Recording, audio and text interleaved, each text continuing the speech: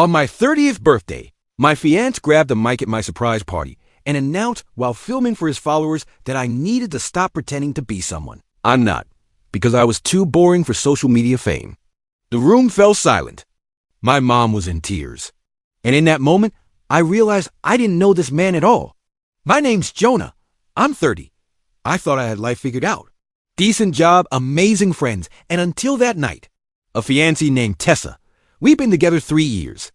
Tessa was funny, ambitious, stunning in that effortless way that made people stare when she entered a room. But what really set her apart? She was obsessed, and I mean obsessed with building her brand. She had about 15,000 Instagram followers, mostly from posting fashion hauls, gym selfies, and those staged, candid shots where she pretended to laugh at nothing. I thought it was harmless. I was wrong. So wrong. That night, she'd organized a surprise birthday party at this rooftop bar in Charleston. Fairy lights, a private DJ friend I hadn't seen in years. It was perfect. I was genuinely touched. Until the speech. I had just finished thanking everyone for coming, feeling pretty lucky, when Tessa snatched the mic, grinning like she was about to announce we'd won the lottery. Instead, she started tearing me apart. This guy, she said, motioning to me, has been living a double life, acting like he's too good for social media, but secretly jealous that I have followers. That's why he refuses to be in my reels. Right, Jonah. The room froze. My boss was there. My mom was there. And Tessa kept going. I mean, babe, it's time to stop pretending. You're not some private, deep thinker. You're just scared of not being interesting enough. Well, tonight, we're changing that. Everyone, let's record Jonah's first Instagram Live. She actually tried to point her phone at me. I took a step back. My heart was pounding so loud I could barely hear the music that it started again, awkwardly, in the background. Tessa, stop, I said, keeping my voice low, hoping, praying this was some weird, misguided joke, but she wasn't done. See, this is what I deal with. He's always making me look like the bad guy when I'm just trying to help him grow. You're welcome, by the way. I saw red. My hands were shaking.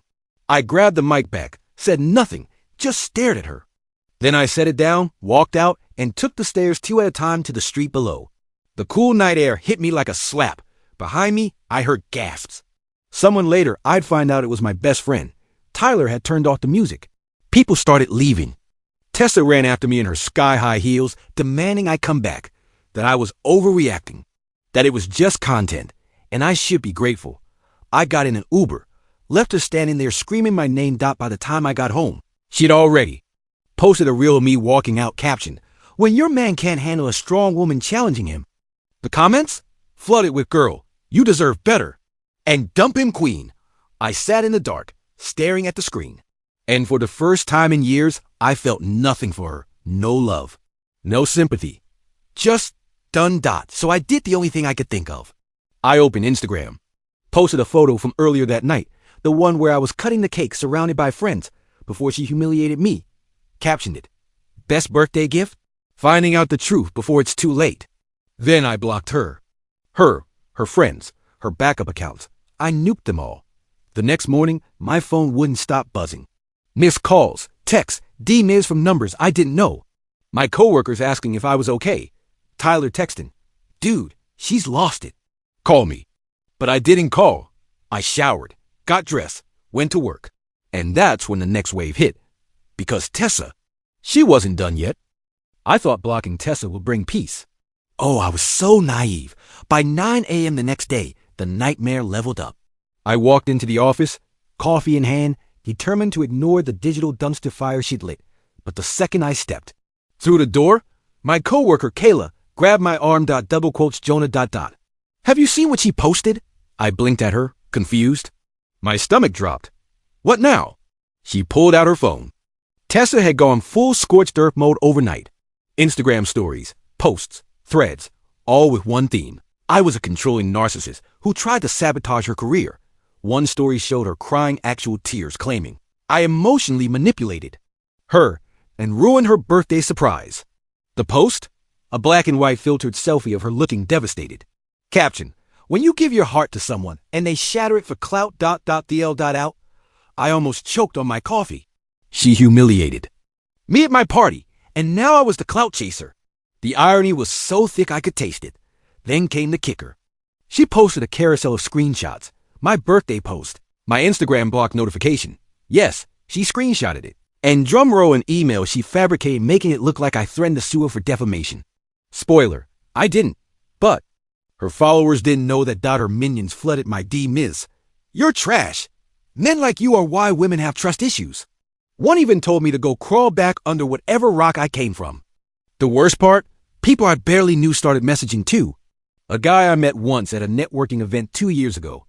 Dude, not cool. My second cousin's wife, shame on you, my landlord. My freaking landlord. Is everything okay? Your girlfriend emailed about a domestic dispute at your unit last night. What? I couldn't believe it. She was trying to wreck my actual life because I dare walk away from the circus. I spent the morning deleting messages, blocking strangers, trying to focus on work, but the flood wouldn't stop. It got weirder. A random food delivery showed up at the office. Sushi. I hadn't ordered anything. The delivery guy insisted it was paid for. 5 minutes later, another delivery, this time, a cake. The card. I'm sorry you're going through this. Stay strong, King. What the hell? Was this a prank? A pity gift? Nope. It was Tessa's doing.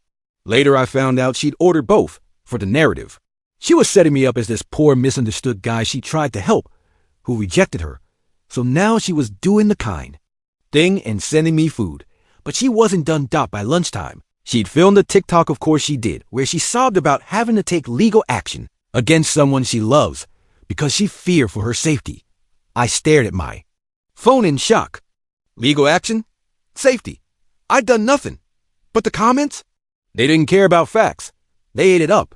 We believe you, Queen. Stay safe. Men like him deserve to be exposed. I could feel the rage building. Was I living in some twisted reality show?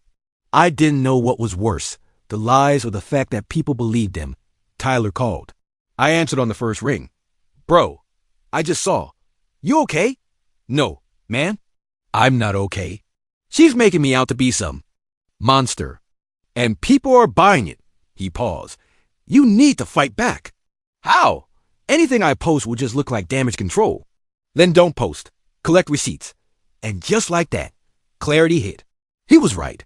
I needed to stop reacting and start documenting dots. So that's what I did. I started saving every post, every story, every DM from her followers. I printed out the fake email she posted. I called my landlord and explained everything. Luckily, he believed me and flagged her messages as harassment. I even emailed HR at work, just in case she tried to pull something with my employer. Spoiler alert, she would. The rest of the day was a blur of anxiety, phone pings, and coworkers giving me side eye.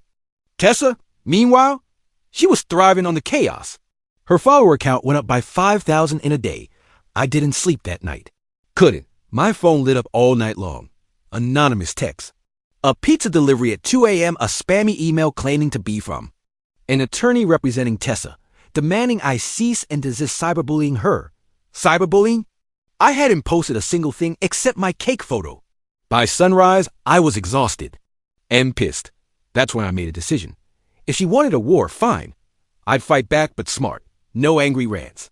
No cryptic posts. Just cold, hard truth. I'd let her actions speak for themselves. Because here's what Tessa forgot. She'd left a digital trail of every lie, every fake claim, every stunt. And I was about to use it. I didn't have to wait long for the first crap to show. It started small. Some beautiful, heroic stranger posted a blurry video on Twitter. Caption, is this the narcissist she's talking about? Looks like he's just trying. To leave?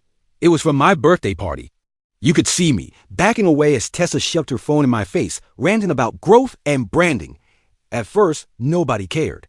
Her fans dismissed it. You can't judge from a few seconds. Context matters. But then, the real footage surfaced. A guest at the party, someone I barely knew, actually had recorded the whole meltdown for their Instagram story.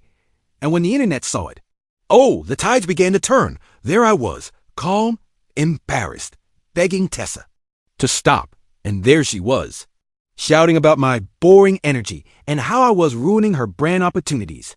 It showed everything. The snatched mic, the fake smile turning to fury, the desperation on my face. And people noticed. Comments started shifting. Wait, this guy didn't do anything wrong. She humiliated him? This is so messed up. Within hours, the video was everywhere. TikTok, Twitter, Facebook. Even Reddit threads popped up dissecting the whole mess like it was the Zapruder film. People slowed it down, zoomed in. They spotted Tessa trying to delete the story in real time. And the best part? Someone found a live stream she'd forced on me. Yep, turns out she'd accidentally saved it to her highlights before deleting it. Internet sleuths grabbed it. Now the world could see the full horror. Me, cornered, with Tessa narrating like I was some museum exhibit. Here's Jonah, too scared of success to be a supportive partner. The look on my face? Pure heartbreak. Suddenly, the comments on her posts turned ugly for her. Girl, this ain't it. You did him dirty. This is embarrassing. Delete your account. But Tessa? She doubled down. Posted another tearful selfie. Caption, I'm being silenced by people twisting my truth. I see who my real friends are now. What? Silence? She had been screaming from rooftops, literally and figuratively, for days. But sure, let's go with that. Then came the avalanche. Debbie, bartender from the rooftop venue, posted a TikTok. She'd seen it all. Yo, I served them that night. That dude was chill. She was wildin'. Tried to get me to film them for her story. Kept saying it'd go viral. Her video hit 2 million views in 24 hours. Brands started quietly unfollowing Tessa. One skincare company even DM'd me to apologize for the drama they'd accidentally supported by liking her post. Her follower count started dropping. Slowly at first, then like a rock tied to a brick. 20K, 18K, 15K, 10K. Meanwhile, I stayed silent. Let the storm do its thing. But I kept documenting every desperate post, every deleted comment, every fake DM she tried to leak. About me. Then came her next mistake. She posted a Notes app apology. Classic. I've been reflecting on my actions. I'm deeply sorry for any pain I caused. I was going through a lot. But then, because she just couldn't help herself, she added, I just wish Jonah had handled this privately instead of weaponizing the internet against me. Weaponizing? Me? I hadn't posted a single word beyond my cake photo. But okay. Tessa, sure, that's when I cracked. I had receipts. And I was done playing the quiet guy. So I posted my own thread. Started with, since we're talking about public versus private, let's look at what private actually looked like. I laid it out. The party meltdown. The food deliveries I never ordered. The fake emails to my landlord. The TikTok lies. I kept it calm. Factual, tagged witnesses where I could. No name calling, no rants, just truth. And the internet? Oh, they ate it up. Bro dropped the truth bomb. Finally, receipts. Oh my God, she's been playing the victim the whole time. My post went viral overnight. News sites picked it up. Tessa's apology post? Buried under a mountain of quote tweets roasting her. Memes exploded. Someone auto-tuned her birthday rant. Another turned the live stream into a remix. Millions of views. By the next morning, she was radio silent. Her brand deals dropped. Followers plummeting. And me? For the first time in days, I breathed. I thought that would be the end. I truly did. But Tessa wasn't done. Oh no, she had one last card to play. And it backfired spectacularly. 2 days after my truth thread went viral, I woke up to see Tessa had gone live on Instagram at 3 a.m. What did she say? Brace yourself. Through dramatic sobs, she claimed I'd been stalking her. Stalking? She said I was sending her anonymous threats. No proof, of course. Sighed she feared for her safety. Begged her followers to report my accounts for harassment. I stared at the screen, stunned. I hadn't contacted her once since blocking her. I hadn't even thought about reaching out. What was she doing? Trying to take me down with her? But here's the kicker. The internet wasn't buying it. Not anymore. The comments during her live stream, brutal. Girl, stop. This is embarrassing. You're digging your own grave. And as if the universe decided enough was enough, the final blow came from someone I never expected. Her ex-best friend Lila. Lila went full scorched earth. Posted a YouTube video titled, The Truth About Tessa, My Story. 40 minutes of pure destruction. Screenshots, voice memos.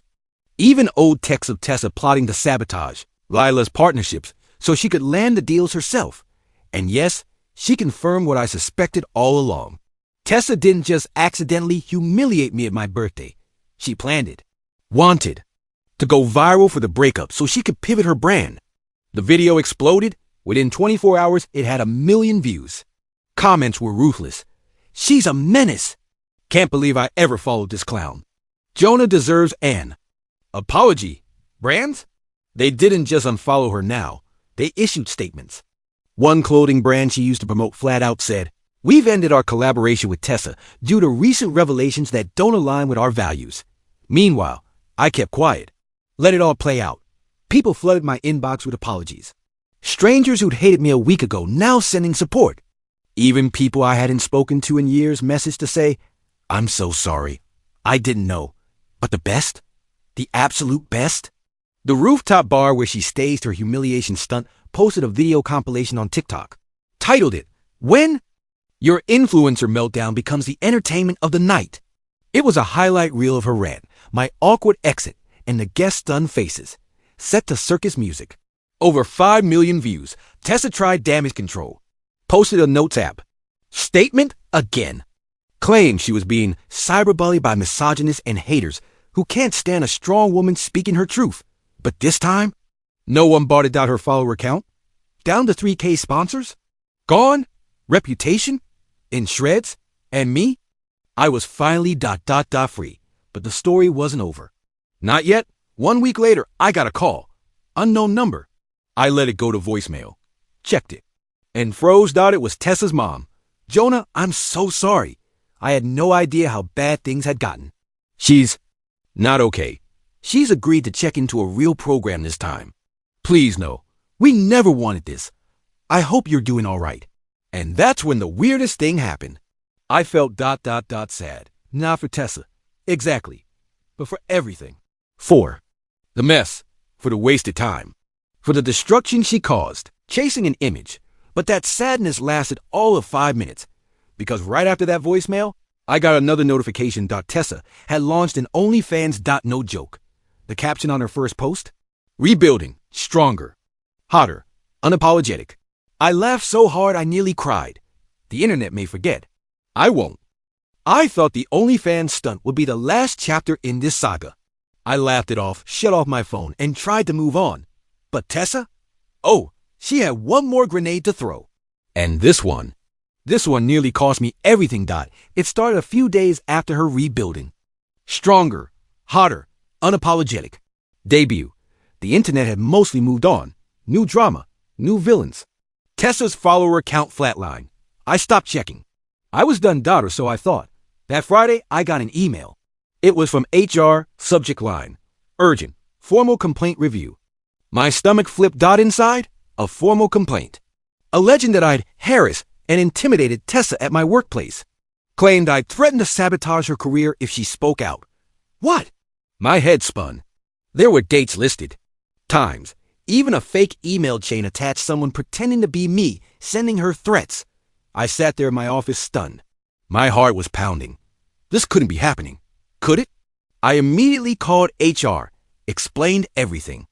Sent them the real emails, the posts, the video compilations, the landlord's statement about her fake reports. HR was sympathetic but cautious. They had to do a formal review. Policy. Meanwhile, Tessa was still out there playing the victim. On her OnlyFans, in her captions, in cryptic tweets. When the people who hurt you try to take your voice, keep screaming. Are you kidding me? I started sleeping with my phone on silent.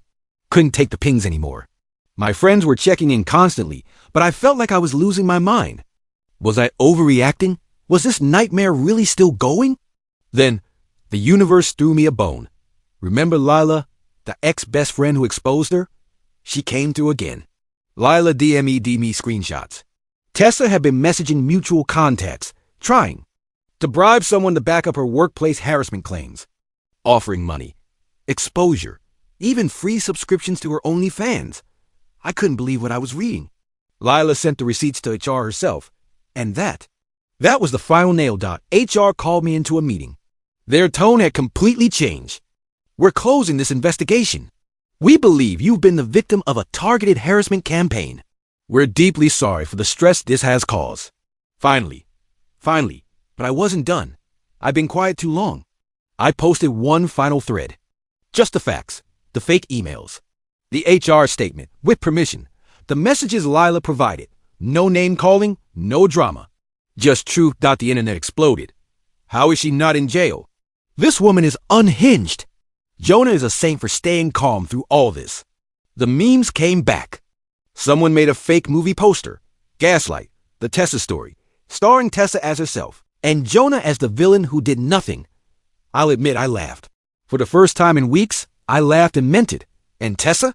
Her OnlyFans crashed under the weight of refund requests and mass reporting.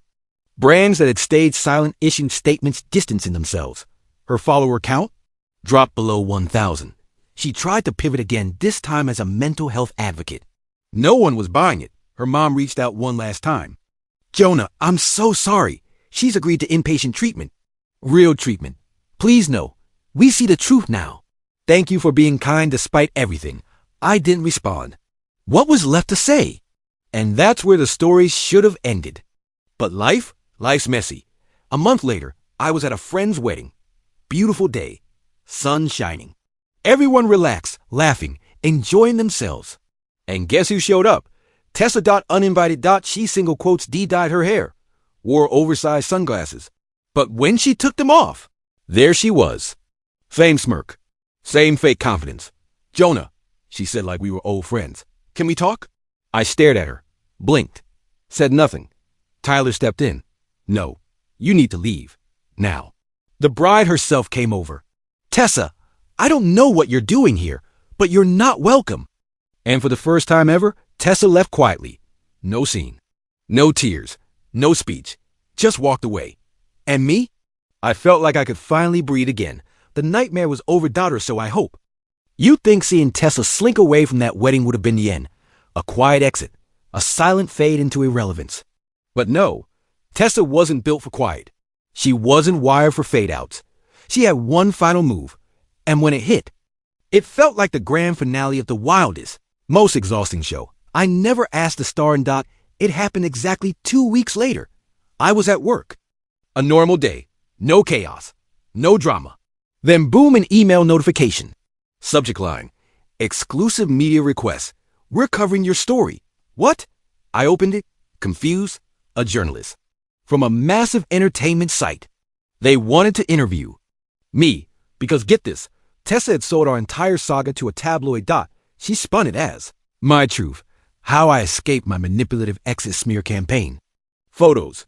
D-Miz heavily edited. A tearful video interview. The works. The article dropped that morning. The headline? Influencer survivor. The woman who refused to be silenced. I stared at my screen in disbelief.